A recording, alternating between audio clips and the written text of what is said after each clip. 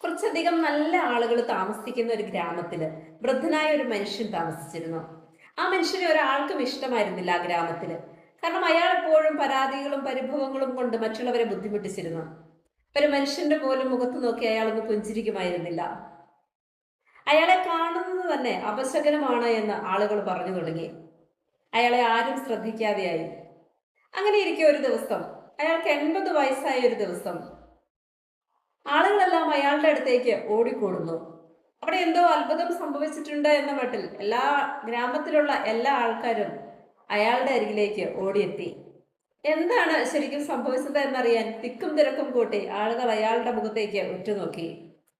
അയാൾ വളരെ മനോഹരമായി പുഞ്ചിരിക്കുന്നു. എല്ലാവരോടും സ്നേഹത്തോടെയും സന്തോഷത്തോടെയും സംസാരിക്കുന്നു. അയാളുടെ മുഖം ഇപ്പോൾ പ്രസന്നമാണ്.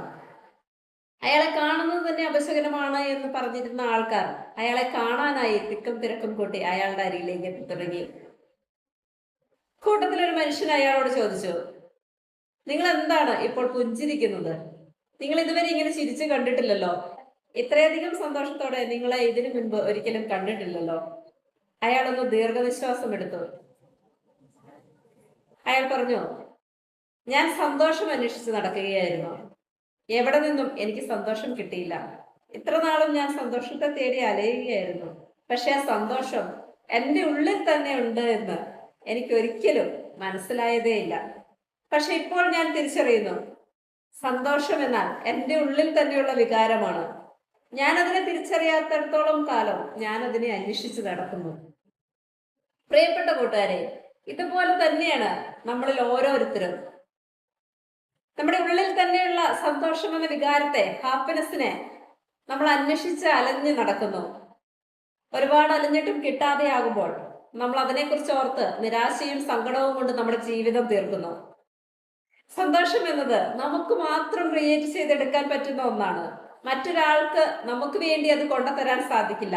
ഇനി മറ്റൊരാൾ നമുക്ക് വേണ്ടി സന്തോഷം ക്രിയേറ്റ് ചെയ്ത് കൊണ്ടുതന്നാലും അതൊരിക്കലും ശാശ്വതമാവില്ല. നമ്മൾ നമുക്ക് വേണ്ടി ഉണ്ടാക്കിയെടുക്കുന്ന ഫീലിങ്സിലാണ് ആ ഹാപ്പിനെസ് നിലനിൽക്കുന്നത്. ഹാപ്പിനെസ് എന്നത് സ്പിരിച്വൽ എക്സ്പീരിയൻസ് ആണ്. അത് അതിന്റെ അതേ ഭാവത്തിൽ നമുക്ക് ഫീൽ ചെയ്യണമെങ്കിൽ, നമുക്കത് ആസ്വദിക്കണമെങ്കിൽ അത് നമ്മൾ തന്നെ ക്രിയേറ്റ് ചെയ്തെടുക്കണം. Happiness is your choice. Every day, every moment, you can create your happiness.